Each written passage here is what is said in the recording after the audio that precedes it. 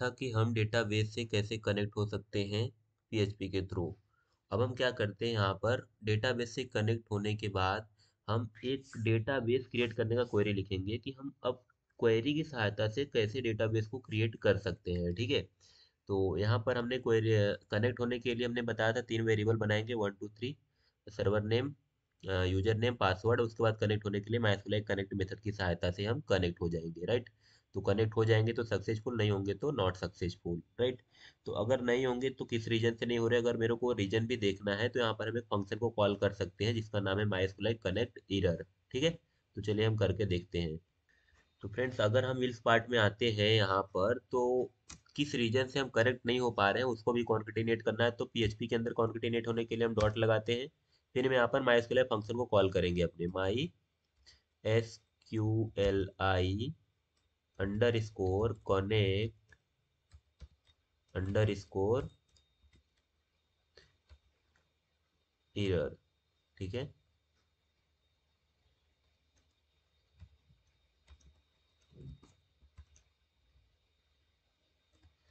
Bracket open and close,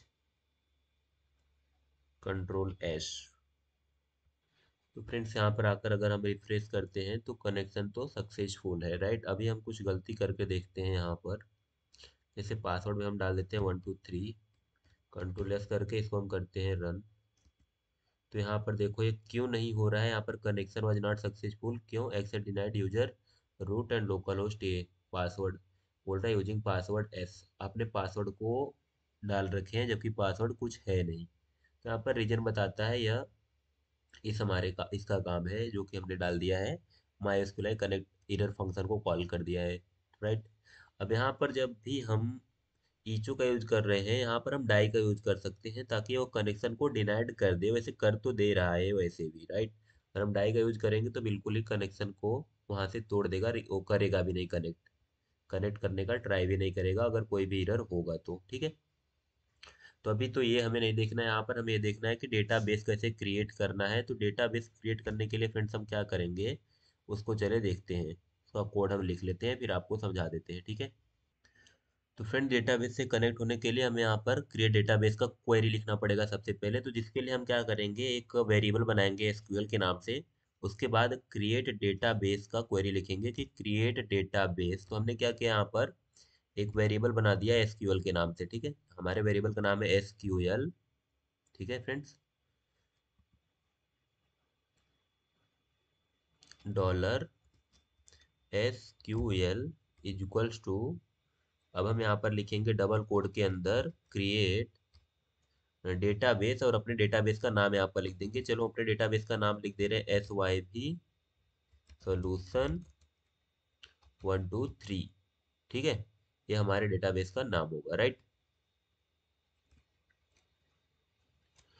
ये हमने क्या कर दिया, क्वेरी लिख दिया डेटाबेस को क्रिएट करने का। अभी इस क्वेरी को एग्जीक्यूट करना है, तो क्वेरी को एग्जीक्यूट करने के लिए हम एक रिजल्ट नाम से वेरिएबल बनाएंगे, और उस वेरिएबल के अंदर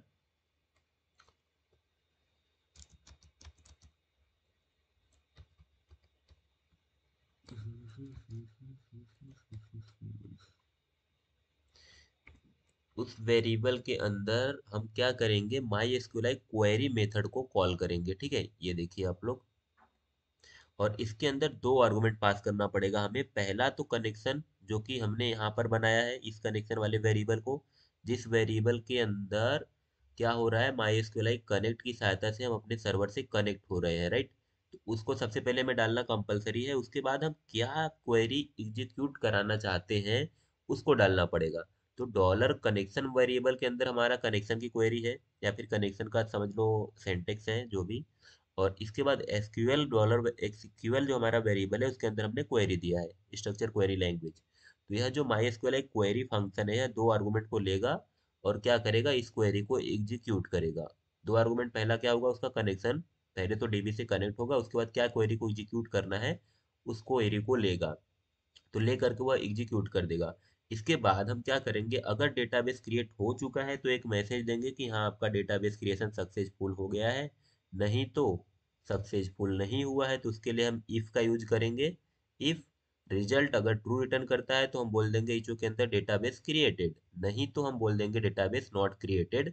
और हम एक मैसेज दे देंगे कि अगर नहीं क्रिएट होता है तो किस वजह से नहीं क्रिएट हुआ है, उसके लिए हम क्या कर देंगे, उसके आगे कॉन्केटिनेट कर देंगे, माई एसक्यूएल एरर फंक्शन को कॉल कर देंगे कनेक्शन दे करके। माई एसक्यूएल एरर फंक्शन एक ऐसा फंक्शन है, प्रीडिफाइंड फंक्शन है, जो कि एक कनेक्शन नाम का वेरिएबल लेता है। इसके अंदर हमने कनेक्शन नाम का वेरिएबल यहाँ पर बनाया हुआ है, और उसके बाद जो भी रीजन होगा ना क्रिएट होने का वो हमें रिटर्न कर देगा इस मैसेज के साथ में। ठीक है, तो हम देखते हैं, इसको रन करते हैं, क्या होता है कि नहीं होता है। ठीक है, हम इसको करते हैं कंट्रोल एस, और आ करके यहाँ पर करते हैं रिफ्रेश। तो पहले तो ये कनेक्शन ही नहीं हुआ है, तो ये हमें वार्निंग बताएगा। ठीक है, और क्यों नहीं हुआ है, क्योंकि हमने यहाँ पर पासवर्ड में 123 लिखा था।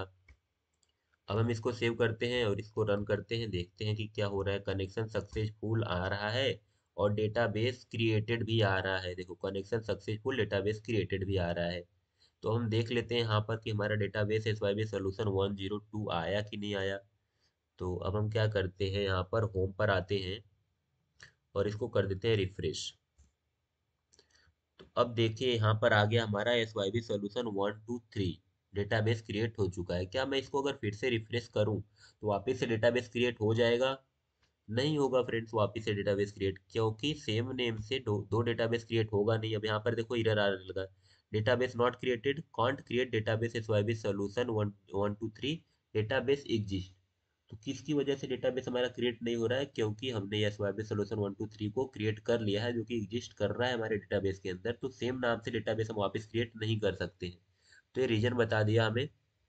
तो आई होप आपको पता चल गया कि हाँ, अब हमें डेटाबेस कैसे क्रिएट करना है। ये है हमारे डेटाबेस क्रिएट करने का क्वेरी। सबसे पहले हम एसक्यूएल क्वेरी लिखेंगे, क्रिएट डेटाबेस, अपने डेटाबेस का नाम, फिर इस क्वेरी को एग्जीक्यूट करेंगे।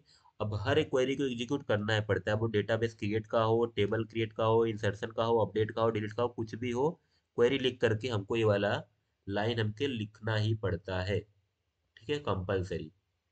और इसके बाद अगर यह हमारा एग्जीक्यूट हो जाएगा क्वेरी, तो हम उस क्वेरी के वेरिएबल को रिजल्ट में पास करके रिजल्ट को इसके अंदर पास कर लेंगे। अगर ट्रू है तो डेटाबेस क्रिएटेड, जो भी मैसेज होगा हमारा, नहीं तो नॉट क्रिएटेड। तो ये हो गया हमारा डेटाबेस क्रिएट करने का। हम नेक्स्ट वीडियो में देखेंगे टेबल कैसे क्रिएट करना है, राइट।